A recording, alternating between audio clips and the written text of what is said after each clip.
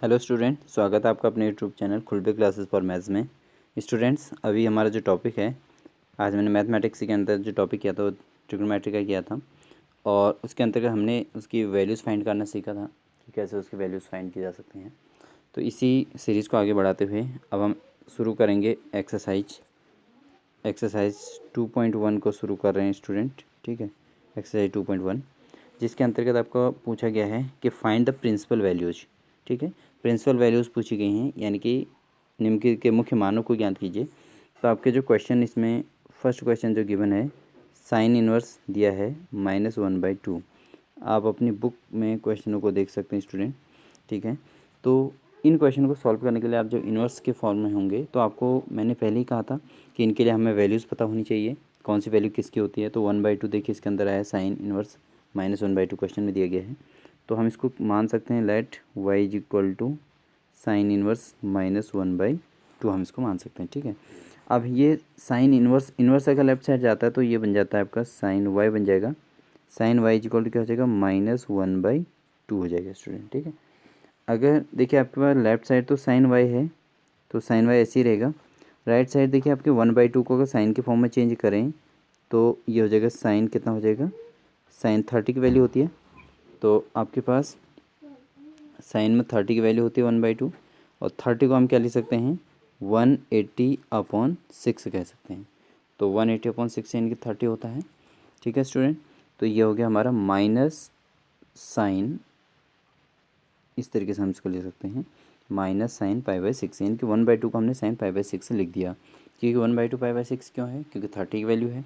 ठीक है स्टूडेंट, तो अब आपके पास यहाँ पर एक फार्मूला हमें यूज़ करना होगा। फार्मूला क्या हो सकता है आपके पास, minus sine theta equal to formula होता है साइन की माइनस थीटा। ठीक है स्टूडेंट, यानी कि ये जो माइनस साइन के बाहर जो माइनस है वो अंदर जा सकता है। ठीक है, तो हम इसको लिख सकते हैं। अब क्या हो जाएगा हमारा, sine Y is equal to बन जाएगा, ये तो हमारा फॉर्मूला था। अब ये sine Y is equal to क्या बन जाएगा student, sine Y is equal to हो जाएगा साइन -π/6 को हम लिख सकते हैं, साइन -π/6। और साइन से साइन हमारा दोनों कैंसिल हो जाएगा स्टूडेंट, तो वाई इज इक्वल टू क्या बचेगा हमारा, -π/6।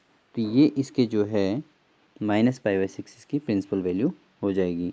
साइन -1/2 की जो प्रिंसिपल वैल्यू क्या आएगी student, y is equal to -π/6, क्योंकि हमने वाई इसको लेट किया था, इसको माना था वाई इज इक्वल टू, हमें इक्वेशन को हमने वाई माना था और इसी वाई की वैल्यू हमारी π/6 आ गई। तो इस क्वेश्चन का सॉल्यूशन क्या आ गया student, y is equal to -π/6। ठीक है, नेक्स्ट क्वेश्चन हम लेते हैं। नेक्स्ट क्वेश्चन ले लेते हैं। देखिए इसी के अंदर हमें दूसरा जो क्वेश्चन दिया गया है स्टूडेंट, हमें दिया गया है कि कॉस इनवर्स दिया गया है √3/2। ठीक है, कॉस इनवर्स √3/2 दिया है। तो यहाँ भी वही हम फंडा अपनाएंगे, वाई इज इक्वल टू हम मान लेंगे इसको कॉस इनवर्स √3/2। ठीक है, वाई इज इक्वल टू हमने मान लिया। अब आपको कॉस में भी पता होना चाहिए कि π/2 √3/2 किसकी वैल्यू होती है। हमने वो टेबल आपको कराई थी, जो साइन 60 की वैल्यू होती है वो कॉस 30 की वैल्यू होती है। ठीक है, तो साइन 60 की वैल्यू √3/2, तो कॉस में हमारे 30 की वैल्यू होती है कितनी, √3/2। और 30 को आपको पता है क्या चेंज किया जा सकता है, 30 इज इक्वल टू π/6, क्योंकि पाई की वैल्यू 180 होती है और 180 से को अगर हम 6 से डिवाइड करते हैं तो आंसर कितना आएगा हमारा 30। ठीक है स्टूडेंट, तो यहाँ पर हम इसको लिख देंगे, वो हम देखो अब ये कॉस को हम लेफ्ट साइड ले आते हैं, इस कॉस को हम लेफ्ट साइड, तो cos Y is equal to हो जाएगा, तो हमारा हो जाएगा √3/2। ठीक है, और cos Y is equal to क्या हो जाएगा, कॉस हमारा √3/2 किसकी वैल्यू है हमारी, कॉस में π/6 की वैल्यू है। ठीक है, ये π/6 हो गया दोनों, तो इससे कॉस से कॉस दोनों कैंसिल हो गया स्टूडेंट, तो वाई इज इक्वल टू क्या आ जाएगा हमारा, सीधे सीधे π/6 वैल्यू आ जाएगी। ठीक है, तो ये हमारा कॉस इनवर्स √3/2 की वैल्यू क्या आ गई हमारी, वाई इज इक्वल टू π/6 आ गई स्टूडेंट। ठीक है, नेक्स्ट क्वेश्चन हम लेते हैं। नेक्स्ट हम थर्ड क्वेश्चन ले रहे हैं। थर्ड हमारा जो क्वेश्चन है वो हमारा है कोसेक इनवर्स 2 के लिए है स्टूडेंट्स। ये हमारा थर्ड क्वेश्चन है।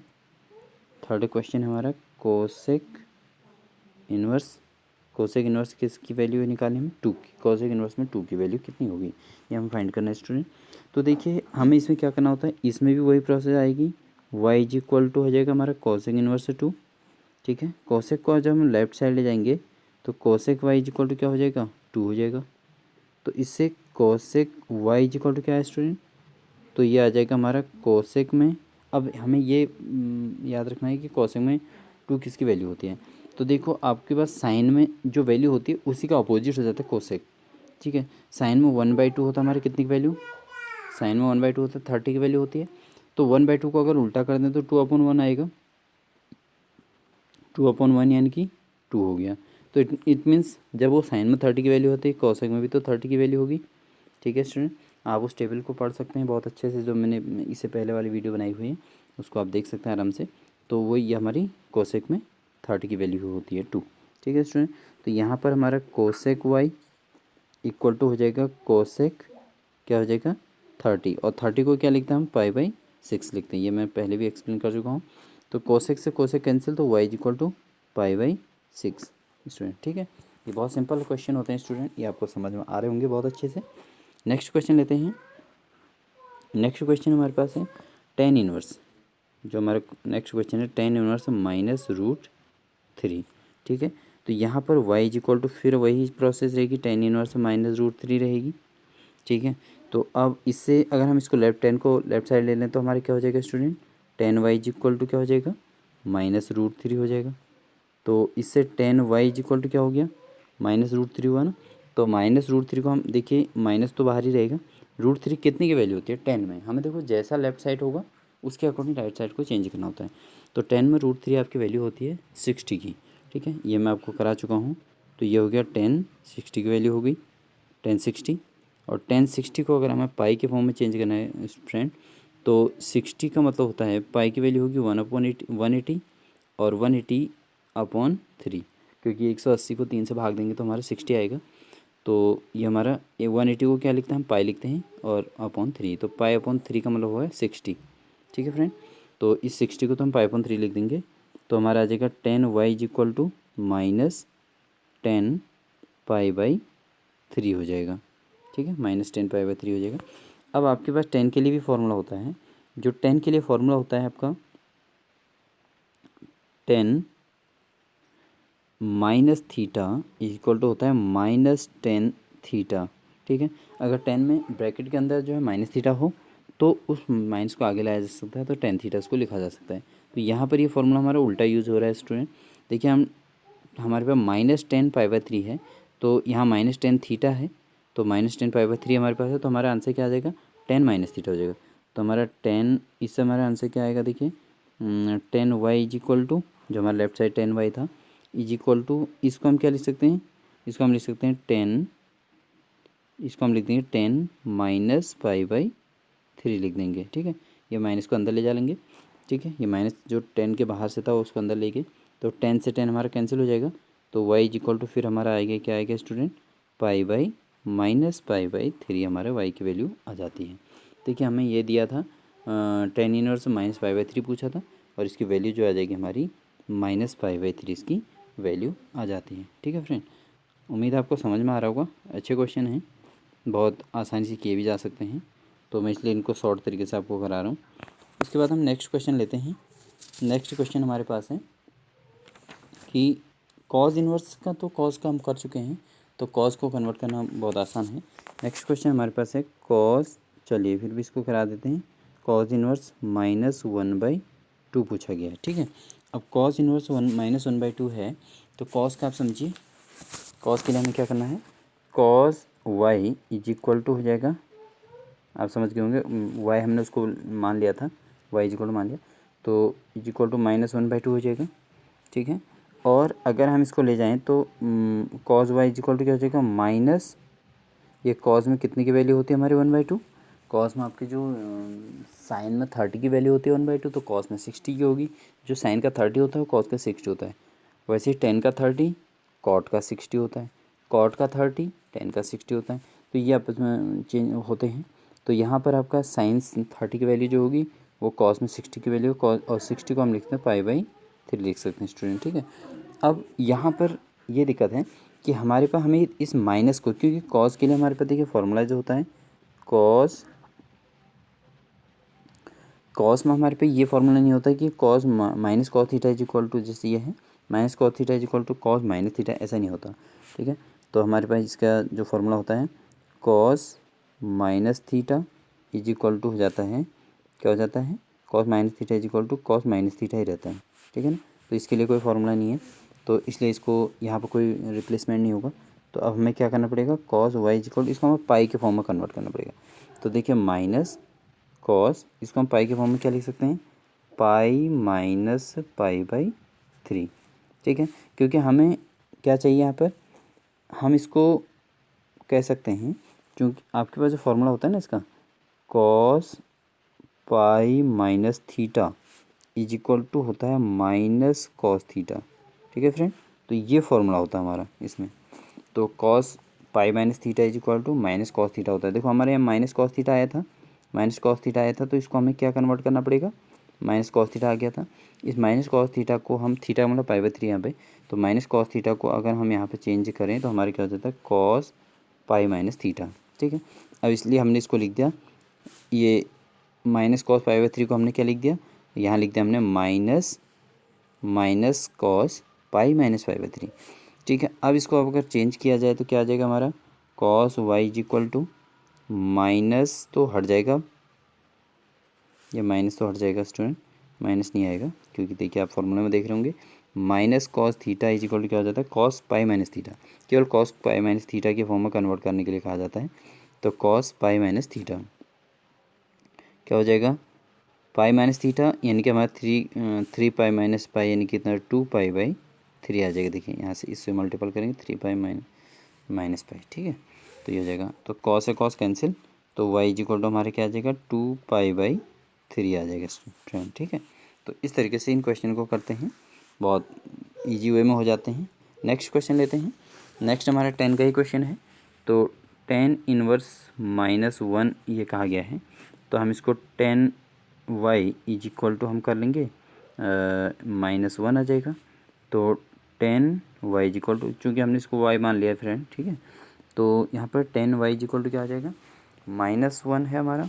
तो 10 में हमारा माइनस कितनी की वैल्यू होती है, 10 में हमारी जो 1 जो वैल्यू होती है वो कितनी की वैल्यू होती है, पाई बाई 4 की होती है। ठीक है ना, 1 कितनी की वैल्यू है, पाई बाई 4 है।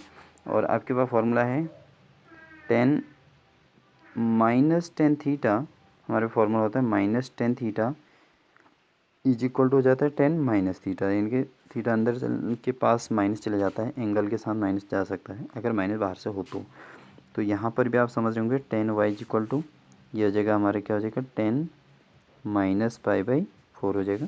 ये तो हमारे बीच में फॉर्मूला है, बाकी हम यहाँ से यहाँ पहुँच गए। ठीक है, तो 10 से 10 कैंसिल फ्रेंड, तो Y is equal to minus pi by 4 is the final answer. ठीक है, ये भी समझ में आ गया होगा आपके। नेक्स्ट क्वेश्चन पर चलते हैं। अगर हम सेक की बात करें, सेक इनवर्स हमारे पे क्वेश्चन है 2/√3, 2/√3 है। तो इसको भी हमने लेट वाई कर लिया, तो इससे sec y is equal to क्या होने वाला है, 2/√3 होगा फ्रेंड। ठीक है, 2/√3 हो जाएगा। तो अब हमारे पास सेक वाई, क्योंकि यहाँ पर हमारा देखिए माइनस का कोई लफड़ा है नहीं, तो माइनस का लफड़ा नहीं है तो डायरेक्टली सॉल्व हो जाएगा। अब सेक में जो है आपका 2/√3 किसकी वैल्यू होती है, जो आपके कॉस में जो वैल्यू होती है √3/2 कितने की होती है, कॉस का अपोजिट हो जाता है सेक, कॉस का उल्टा हो जाता है। तो कॉस में आपकी होती है √3/2, कितने की वैल्यू होती है, ये 30 की वैल्यू होती है फ्रेंड। ठीक है ना, कॉस में, ये कॉस में 30 की वैल्यू होती है। तो अगर हमें √3/2 को उल्टा कर दें तो 2/√3 हो जाएगा ना।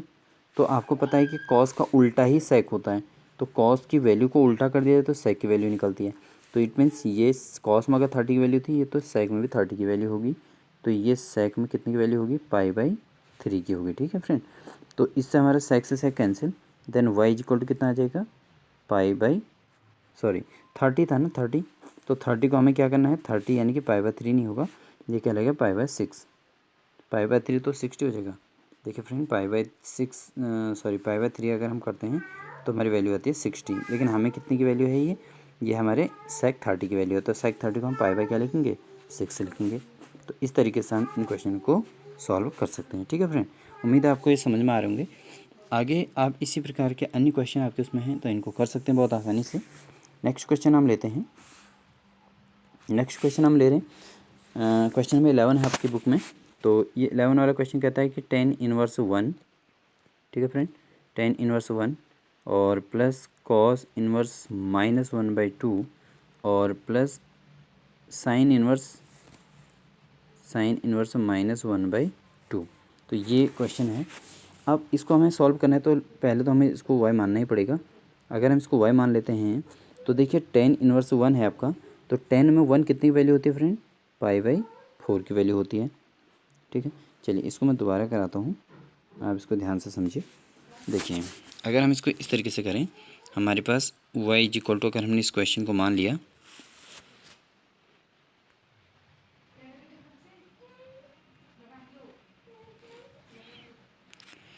फ्रेंड देखिए हमें क्वेश्चन जो दिया गया है वो tan इनवर्स 1 दिया गया है और प्लस दिया गया है cos इनवर्स -1/2 और प्लस दिया गया है साइन इनवर्स -1/2।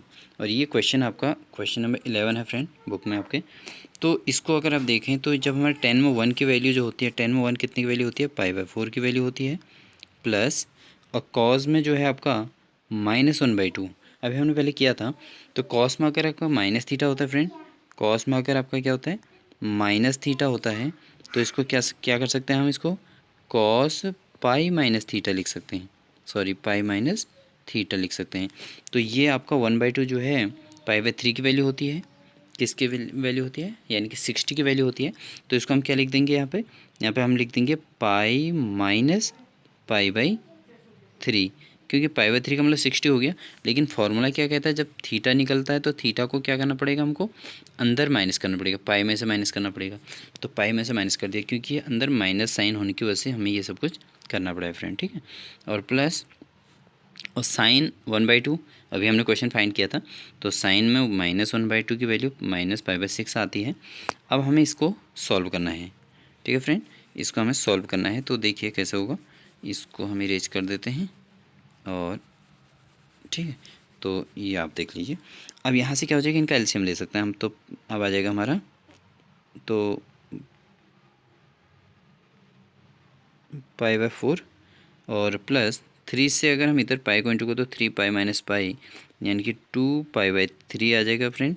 और यहाँ प्लस माइनस माइनस हो जाएगा, प्लस माइनस माइनस होगा तो π/6 आ जाएगा, ठीक है। अब इन सब का हम एलसीएम ले लेंगे, तो हमारा एलसीएम आ जाएगा 12 आ जाएगा। तो 4 3 जा 12 और उस 3 से 4 से 3 12 में 3 बार गया, तो 3 से ऊपर उसके न्यूमरेटर को मल्टीपल कर देंगे तो 3π हो जाएगा।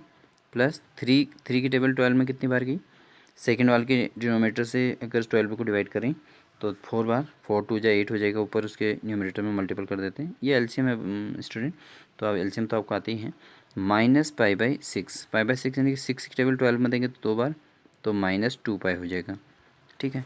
तो अब हमारे यहाँ से आगे क्या हो जाएगा, 8 और 3 कितना हो जाएगा 11, तो 11π माइनस 2π कितना हो जाएगा 12 हो जाएगा फ्रेंड। तो 11π में से 2π गया तो कितना बचा, 9π/12 हो जाएगा। और 9π/12 को अगर हम सिंपल फॉर्म में चेंज करें तो हमारा आ जाता है, 3 की टेबल चले जाएगी, तो 3 की टेबल अगर हम दे दें तो 3 3 जा 9, तो 3π अपॉन नीचे 3 4 जा 12, तो आंसर आ जाएगा 3/4 पाई आ जाएगा फ्रेंड, ठीक है, 3π/4 आ जाएगा इसका आंसर। तो इस तरीके से हम इस क्वेश्चन को सॉल्व कर सकते हैं फ्रेंड। तो उम्मीद है आपको ये समझ में आए होंगे और आप बहुत आसानी से इन क्वेश्चंस को कर सकते हैं। एक्सरसाइज आपके 2.1 है, तो उम्मीद है आप लोग कर रहे होंगे। इसको सब्सक्राइब कीजिएगा चैनल को, आपको समझ में आएगा तो आप चैनल को सब्सक्राइब कीजिएगा और आगे भी इसी प्रकार की वीडियो कंटिन्यू आते रहें। इसके लिए बेल आइकन प्रेस कर लीजिए, जिससे आपको कंटिन्यू क्वेश्चन के अपडेट मिलते रहे। और जहाँ पर जो क्वेश्चन आपको समझ में ना आए तो आप कमेंट बॉक्स में लिख सकते हैं कि इस क्वेश्चन को दोबारा समझा दिया जाए, तो उसको आपको दोबारा करा दिया जाएगा, ठीक है। तो सभी स्टूडेंट्स को ऑल द बेस्ट।